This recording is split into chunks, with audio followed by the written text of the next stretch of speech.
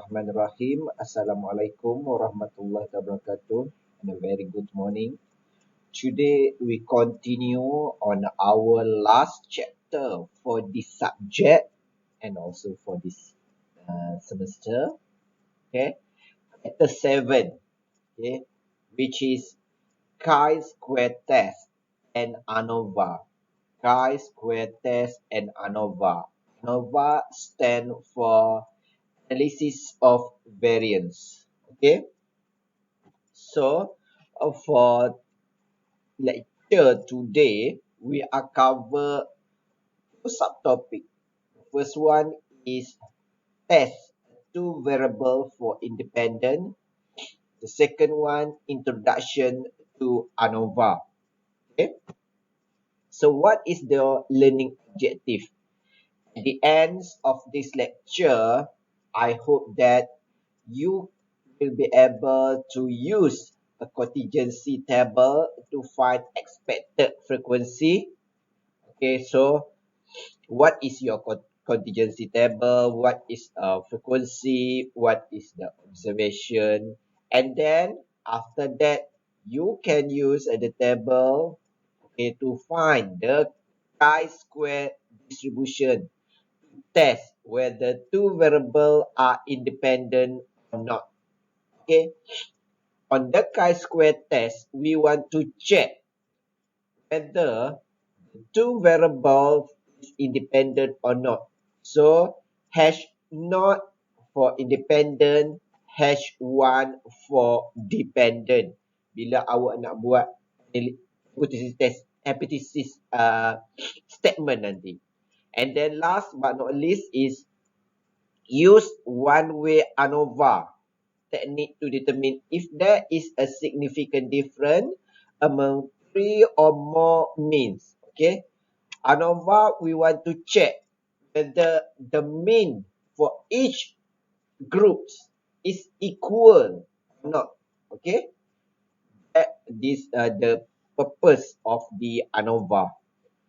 Okay, let's proceed to the first one, which is contingency table. What is the contingency table? Okay, contingency table, if there are categories, R is a row variable and C categories, which is a column variable, the contingency table is called R by C, R times C. Contingency table means that in your contingency table, you have number of rows and then some number of columns. Okay, itu maksudnya contingency table. Kalau you hanya ada satu je, macam tu, kat sini je, so kita tak akan panggil table. Table ni wujud bila ada lebih daripada 2 row dan lebih daripada 2 kolom, baru namanya table. Okay? And then we are interested to find whether the row variable is dependent of the column variable by finding the expected frequency for each cell. Okay, we want to check whether the row variables on the row side dependent or not with the variables on the column side. So that's one, we use a contingency table and then we find the chi-square test. Okay. In order to make the contingency table, of course, you need to have the observation, which is O, and then E, expected value, and then I, level of the first classification method, okay, and J, level on the second classification method, okay. And then how to calculate the expected value?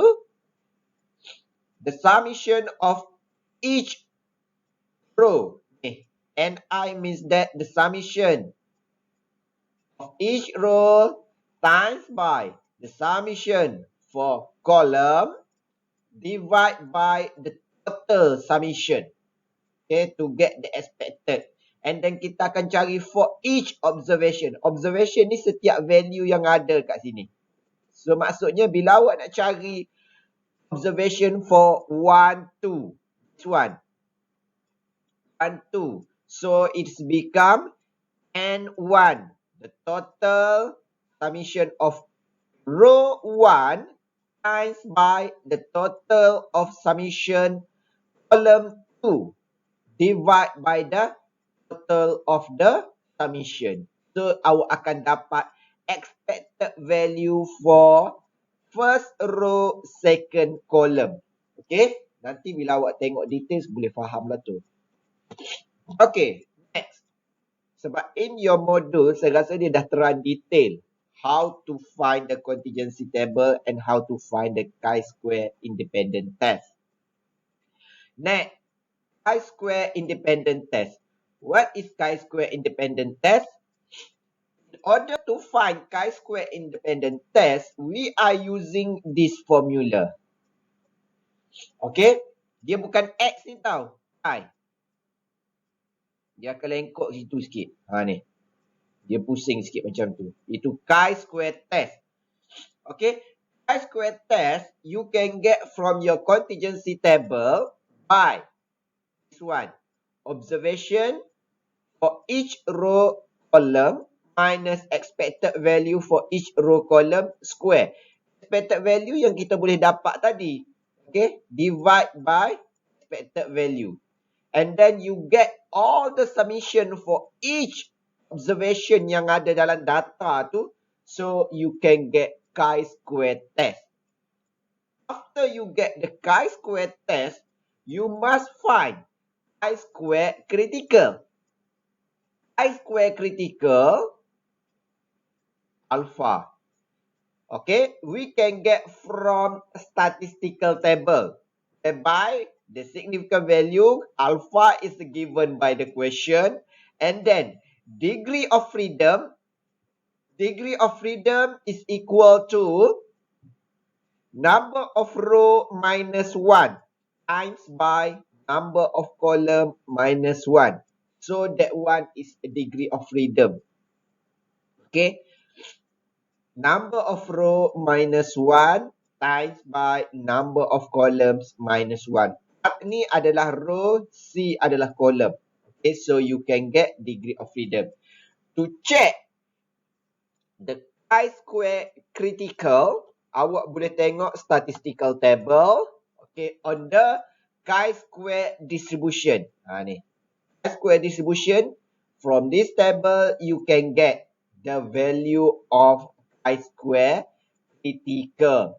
Okay, whereby the upstairs is the alpha, and then the left side is the degree of freedom. Okay.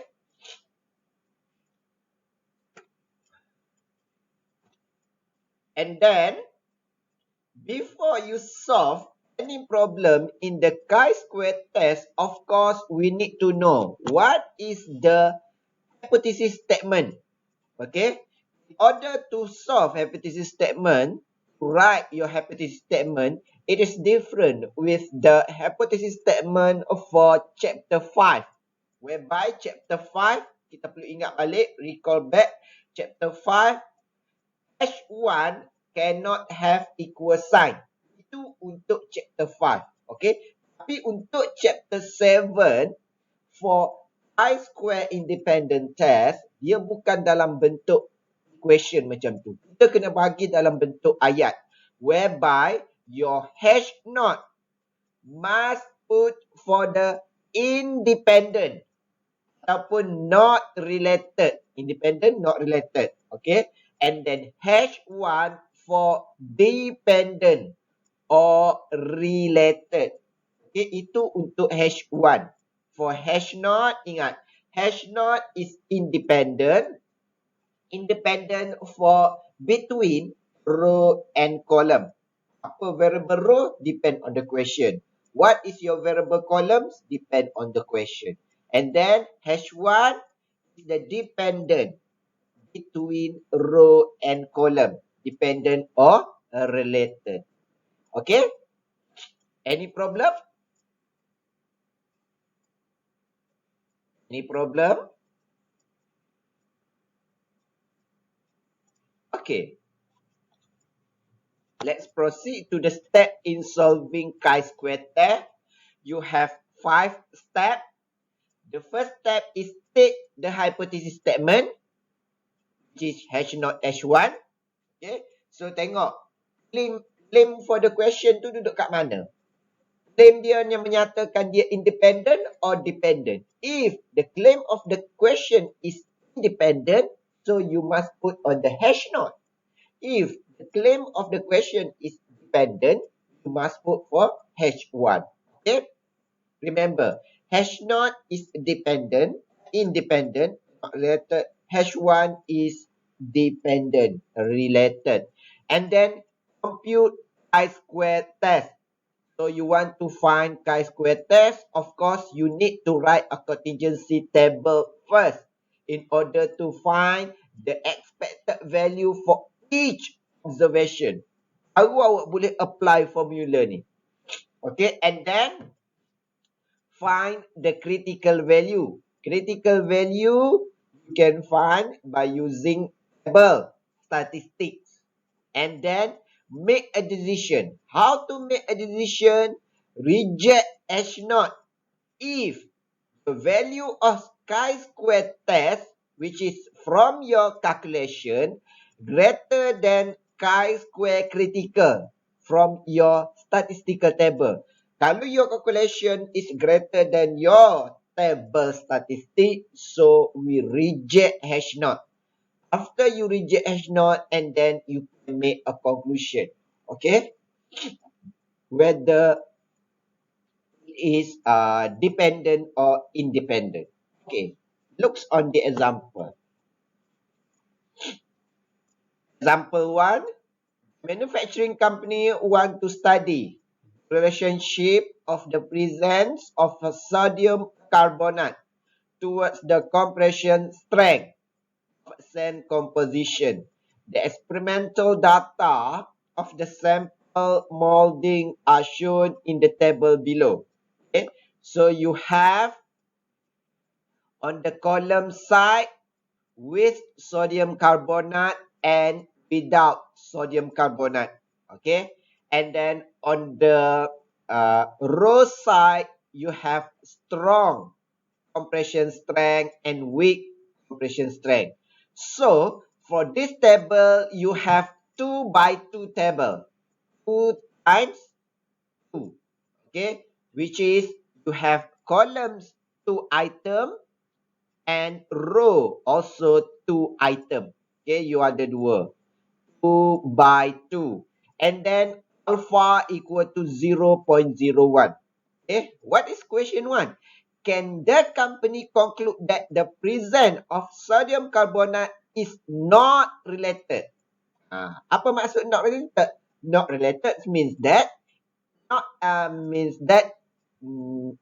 independent. Okay, so this one put hash not. Okay, so first you identify the hypothesis statement.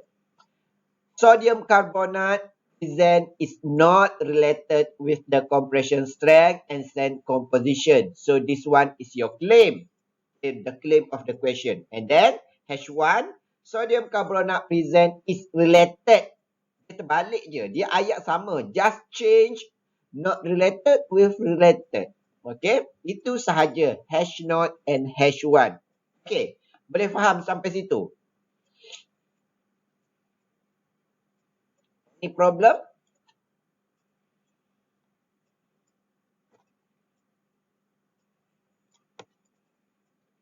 Okay. Next, we must construct a contingency table. In order to construct a contingency table, ni from the question. Okay, you must get all the summations for each row, each column. So, first you find the summation for each column. So, you can get the first column is 30, the summation. The second column is 120. And then, summation for each row. Summation for each row, the first row 60 and then the second row 90. And then what is the total summation for each row and column? So you can get 150. Okay, boleh? And then after you get this summation, you must rearrange the observation here. Oh, ni adalah observation. Observation, you rearrange each row first. You listkan each row ke bawah. So you have 20 and 40. After finish, you go to the second row, 10 and 18. If you have third row, masuk pula third row kat bawah dia tu. Faham? Itu cara nak tulis observation. Kita solvekan dulu yang first row ada value berapa. Kalau ada 3, 3 lah. Kalau ada 4, 4 lah awak listkan ke bawah tu. Boleh faham? After that, you find expected value for each row, each column. So, expected value. So, first, you want to find the expected value for observation 20. So, we know that observation 20 placed at the first column, first row. So, dia akan jadi total of first row times by total first column divide by total all the row and columns. So you can get 12. Okay. Also, same thing for the second one. For observation 40. Observation 40 places at the first row, second column. Okay. So, total of first row times by total of second column. Divide by total for each row and column. So, you can get 48. Also, a same thing for observation 10. Observation 10 placed at the first column, second row. So, total of second row, which is 90, times by total of first column, which is 30, divide by total each row, each column, 150. So, you can get 18. Also, a same thing for the last one, 18, or place at the second row, second column. So, total of second row, which is 19, times by total of second column, which is 120, divide by total of each row, each column, you can get 72. Boleh faham kat situ? Dia just guna simple calculation. Tapi step dia tu awak kena ingat apa kena darat dengan apa dan apa. Okay? Sebab dalam modul awak tu saya rasa dia tulis detail. And then baru awak cari this formula. Observation minus errors, expected value divide by expected square. Observation minus expected value square divide by expected value. So we know that observation equal 20 and then expected value equal to 12 square divide by expected value. Sampailah yang terakhir. Observation 18 minus by expected value 72 square divide by 72. So you can get this value. Okay. And then this value which is 5.333 plus 1.333 plus 3.5556 plus 0.8889. So you can get ChiSquare Test equal to 11.1111. Okay, itulah ChiSquare Test. In order to find ChiSquare Test, dia macam tu. So first, you kena list down all the observation. Sebelum list down all observation, you kena buat contingency table. Contingency table, summation for each row, each column. And then find the expected value for each observation. Then baru kita boleh cari the ChiSquare Test. Okay? Boleh faham? So after you get chi-square test, awak kena cari pula chi-square critical.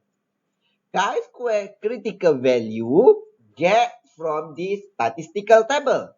Sebab kita nak compare whether you want to reject hash knot or fail to reject hash knot. Okay, so kita carilah pula chi-square critical. We know that chi-square critical equal to chi-square alpha, row minus 1 times by column minus 1. Alpha, we know that given by the question 0.01. Then, how many row awak ada tadi? Ada 2. 2 tolak 1. How many column? Column pun awak ada 2. 2 tolak 1. So, 2 minus 1, 2 minus 1, you can get 1. Here, 1, 1. 1 times 1, so you can get 1. So, you must refer to the statistical table on the chi-square distribution 0.01 and degree of freedom is 1. So, awak tengoklah table. Okay, 0.01 here. And then degree of freedom 1 here. So, 6.635. Okay, so your answer is 6.635. We know that your chi-square test is 11.11111 is greater than chi-square test at chi-square critical, which is 6.635. Then we reject hash knot. We know that hash knot is your claim. So since we reject hash knot, hence there is insufficient evidence to conclude that the presence of sodium carbonate is not related. Okay, insufficient evidence, not related with the compression strength in molten and sand composition. Okay, kita tak tulis pun tak apa. It is related to each other at alpha 0.01 tu tak tulis pun tak apa. Any problem? Settle lah untuk chi-square test. Any problem?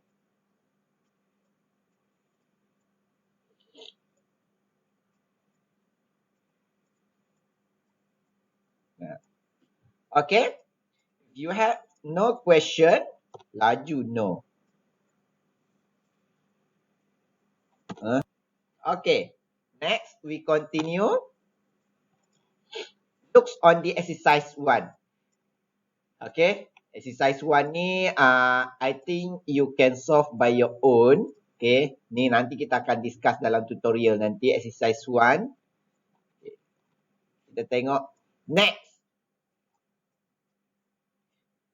Introductions to ANOVA. Analysis of variance. Okay. What is analysis of variance? What is ANOVA? Okay. The purpose of analysis of variance, which is ANOVA, is to compare the difference of more than 2 population mean. Okay. More than 2. Biasanya kalau kita ada 2 population mean, kita akan guna hypothesis testing. Okay. More than 2. So, if more than 2 population mean, we are using ANOVA. Kita nak check mean yang pertama, kedua, ketiga, keempat, kelima. Sebagai contoh, awak ada 5 mean. Okay. 5 average. Kita nak check dia sama ke tidak. So, in order to check whether it is equal or not, so kita akan guna ANOVA. Okay. It's also known as factorial experiment. Okay. And then, for this ANOVA, we must use F-test. Okay. F-test. If you look on your statistical table, F-test ni ada belakang sekali. Ni. This one is F-test. F distribution. For F distribution, dia banyak. Dia akan bahagi ikut alpha. So, for this table, only we use when alpha equal to 0.005. Okay, next. If you have alpha 0.01, we are using this table. Okay, and so on. So, before you use the table F distribution, you must look first. What is the value of alpha? Is alpha 0.001, so you must refer this table. If alpha equal to 0.005, you must refer to the another table. Okay, and then this one is degree of freedom for denominator, and the upstairs is degree of freedom for numerator. Okay, next, what is ANOVA, and then how to solve ANOVA. Okay, so you have 5 steps. Also a same thing. Step 1, state the null and alternate hypothesis. Hash naught and hash 1. ANOVA mudah je hash naught dia. Hash naught for ANOVA is all mean are equal. Means that mu1 equal to mu2 equal to mu3 equal to mu4 equal to mu5 and so on lah. Kalau dia ada 5 sampai 5 je lah awak stop. Kalau dia tulis dalam bentuk ABC, mu A equal to mu B equal to mu C and so on. Then 2. Determine the test statistic to be used. F test, okay, for ANOVA. So this one, F test. F test means that you must calculate, okay, whereby F test you can get by MSTR. MSTR is mean of some square treatment, and then divide by mean of some square error. MS itu error, TR itu treatment. Treatment tu maksudnya berapa banyak treatment yang you nak. Okey, berapa banyak group. So dalam mean awak ada 5, maksudnya treatment awak ada 5 lah. Okey. Kalau mean awak ada 3, treatment awak ada 3 lah. Tak mungkin 2 sebab dia ANOVA more than mean population. So kalau mean awak ada 4, treatment awak ada 4. Okay, itu sahaja.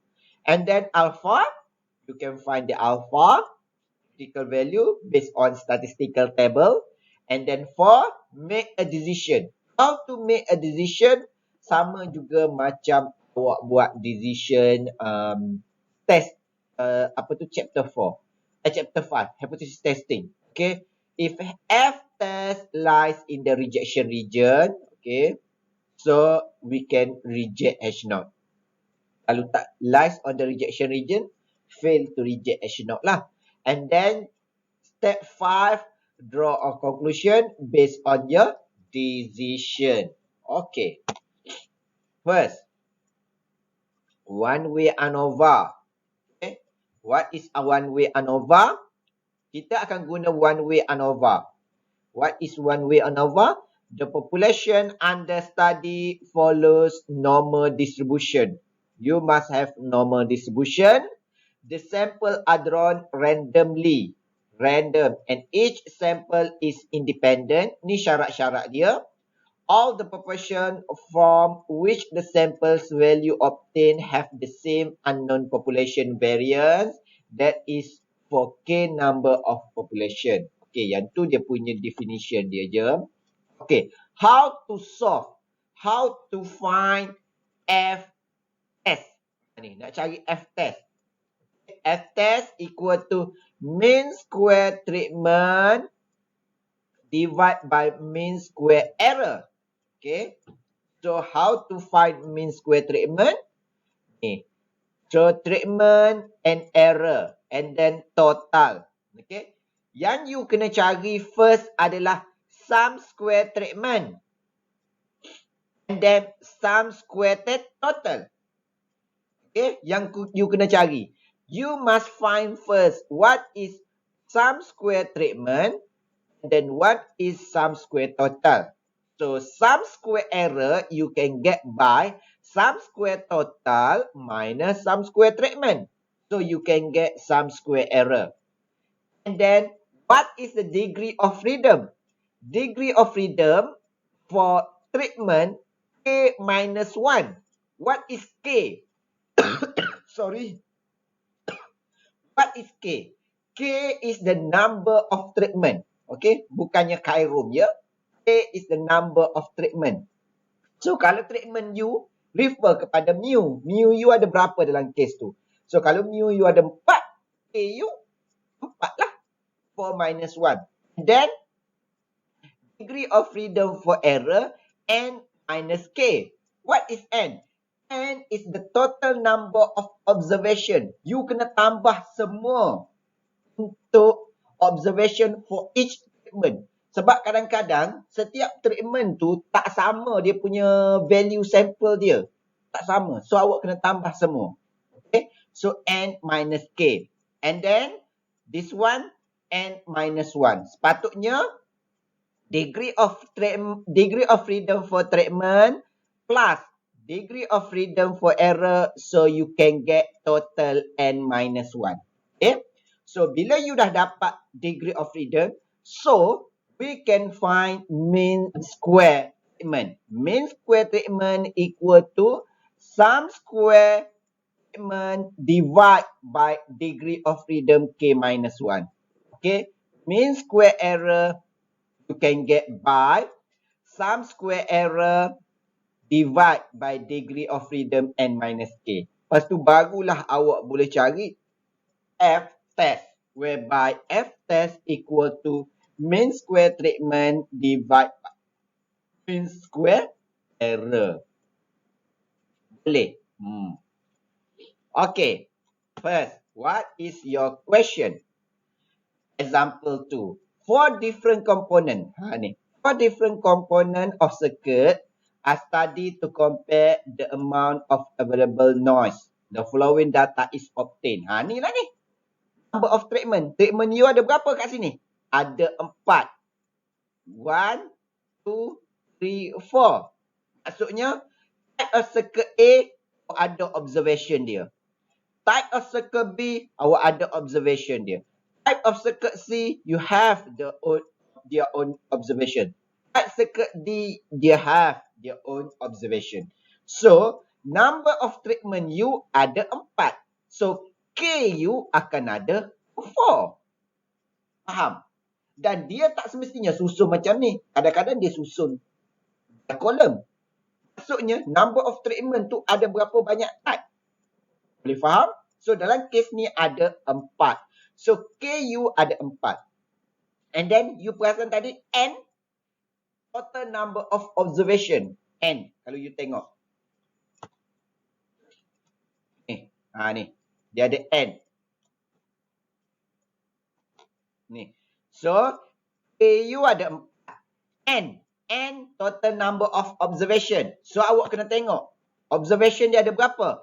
First treatment ada 5. Second treatment ada 5. Third treatment ada 5. Fourth treatment ada 5. So, semuanya ada 5. So, semuanya ada 5, dia akan jadi 20. So, NU tadi akan jadi 20. Sebab, tak semestinya number of observation ni akan sama. Sometimes, yang pertama dia bagi 4 je. Yang kedua bagi 5. Yang ketiga bagi 3. Yang keempat bagi 6. Dia tak semestinya sama. Okay? Boleh faham? And then, alpha equal to 0.005. So, bila awak dah dapat benda tu, barulah awak boleh solve. Macam mana nak solve? Dapatlah dia punya macam ni. Okay? So, your number of population is 4. And then, sample size for each population N equal to 5. And N besar equal to 20. Okay, maksudnya 5 ni setiap sampel. Okay, so from the table, observation, awak cari dia punya total. So, total for each treatment. Treatment A total 87. Treatment B total 350. Treatment C 183. And treatment D 399. So, the total of each treatment equal to 1019.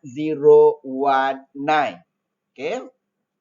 And then, you can make the table. So, before you write this table, okay, so you must write first, what is H0, what is H1. Cara tulis dia macam ni je. Mu A equal to mu B equal to mu C equal to mu D. Kenapa kita guna A? Sebab dalam soalan tu, treatment dia adalah A, B, C, D. We stop. And then this is the claim for the question. And then H1 ni macam ni je selalu kita tulis. Okay. Mu1 mu I not equal to mu J for I not equal to J. Macam tu sahaja. Okay. Boleh faham? Then you can get some square treatment. How to get some square treatment? In your in your Allahu Akbar. In your module ada mention detail sebab dia panjang sikit tu. So saya just ringkas terus buat table ni. And then total sama juga. Okay, error you can get total minus some square treatment. So 3017. Semestinya depend on question lah. Claim tu depend on question. Kalau you tengok question dia tadi, apa question dia? Test whether the circle of available noise is the same for all different type. Maksudnya dia nak sama. Dia sama, that's why duduk dekat hash note. Mu A equal to mu B equal to mu C equal to mu D. Faham Aliyah Aiman? Depend on the question. Okay. Kalau dia cakap is different between each mean. So maksudnya dia duduk dekat hash 1 sebab dia tak sama. Okay. Kalau dia sama for each treatment U, so dia akan duduk dekat hash note. Itu sahaja. Okay. So degree of freedom kita dah tahu treatment U ada 4 tolak 1 3. So then this one, your total number of observation is 20 minus total number of treatment 4. So you can get 16. Degree of freedom for treatment plus degree of freedom for error. So you can get 19. Okay. So bila awak solve ni, awak akan dapat FS. Boleh? Faham? Faham tidak? Faham ke tidak tu? Senyap je. Hafif Hanafi faham? Hafif Hanafi.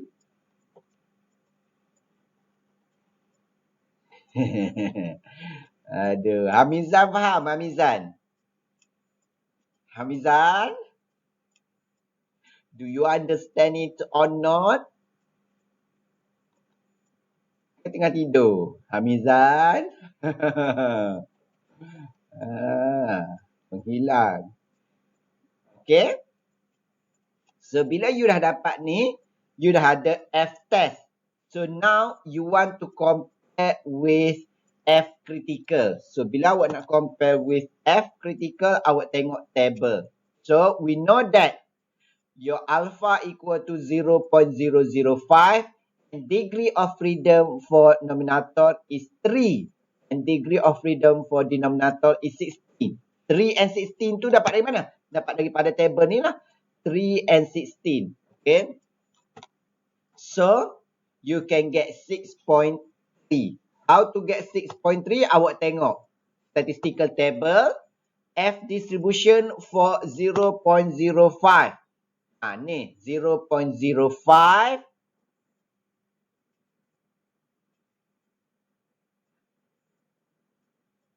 Mana? Degree of freedom for denominators.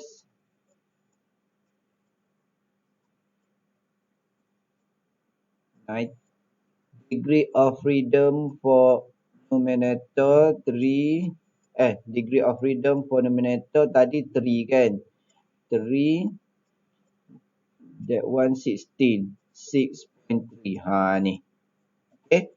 3 nominator and then denominator 16. So 6.3. Lambat muncul Hamizan. Okay, so 6.3. And then clearly F test equal to 22.3320 greater than F critical 6.3. So the decision is reject hash not. So bila decision reject hash not is your claim, we can conclude that the result of available noise is different. Maksudnya dia akan duduk dekat hash 1. Amount the population mean of 4 type circle. Okay? Any problem? Do you have any problem? No. Okay, if you have any problem, thank you. That's all for today. Okay? Faham?